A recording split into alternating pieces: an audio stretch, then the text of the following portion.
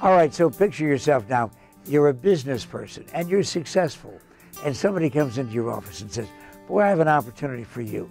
How about if you're the host chairman for the upcoming Super Bowl and all the responsibility that goes with that? And you said yes.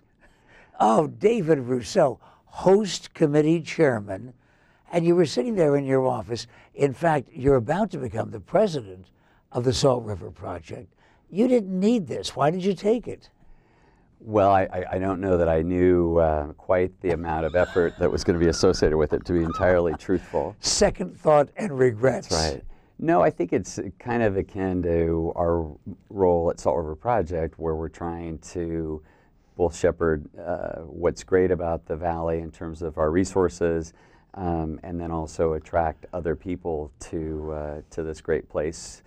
And I think that's similar in terms of its ideology as to what we're trying to accomplish with the Super Bowl, why we have the world's attention. So if I'm a business executive and I'm in Hamtramck, Michigan, or I'm in Ohio, or I'm in Iowa, and I'm a huge football fan, what's going to be memorable about this Super Bowl that you're in charge of, 2015? Well, there won't be any risk of it being 20 below like the most recent game that everybody was anxious to get behind them.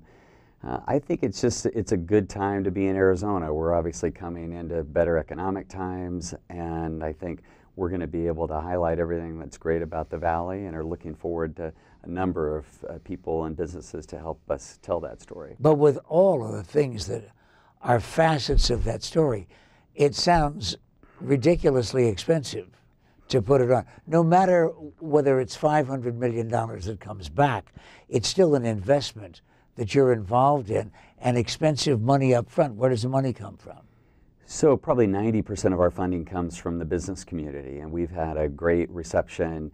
Jay Perry, who's our CEO of the host committee and leads our professional staff, and I have met with probably 50 of the top employers in the valley, and those doors, they know why we're coming, and yet we still get in, and there's a conversation. It's a different conversation in every one of those rooms as to what they want to feature in their business and how that relates to what we're trying to accomplish. And we've had a couple of Super Bowls, David. Yeah. One of them in Sun Devil Stadium.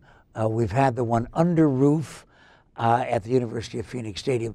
But football has taken place there or there, and then everybody parties in Scottsdale.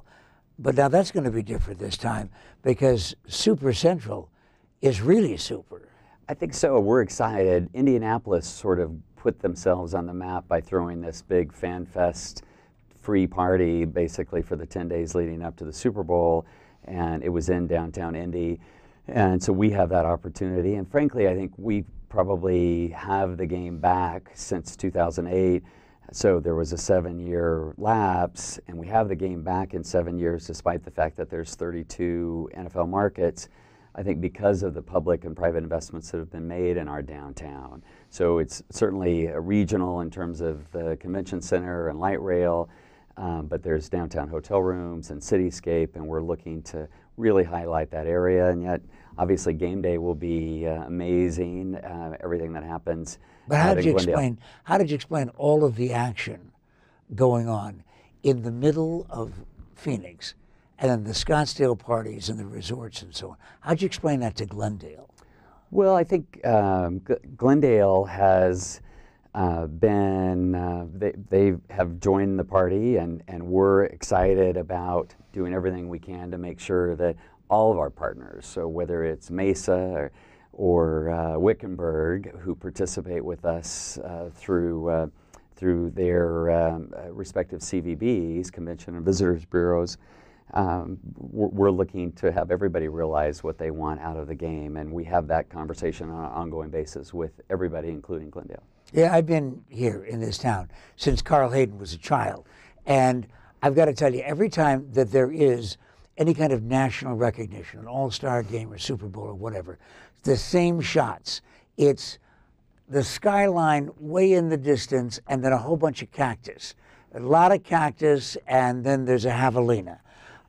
It looks to me like you're Don't presenting. forget the Cocapelli. No, that's right, always the Cocapelli figure. But it looks to me like you're also presenting a different Phoenix look to the rest of the country.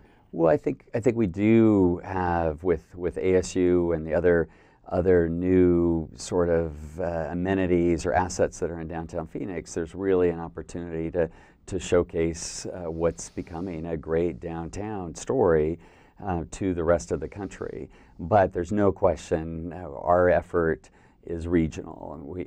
Scottsdale has an amazing story when it comes to resorts and golf courses, and we're trying to get that all under the same tent. So, what's it like to stage a Super Bowl? And isn't it terrific that we get to ask that question on What's It Like? David Rousseau has the answers, and of course it'll all be completely answered 2015. And wouldn't it be nice if the Cardinals were part of that answer?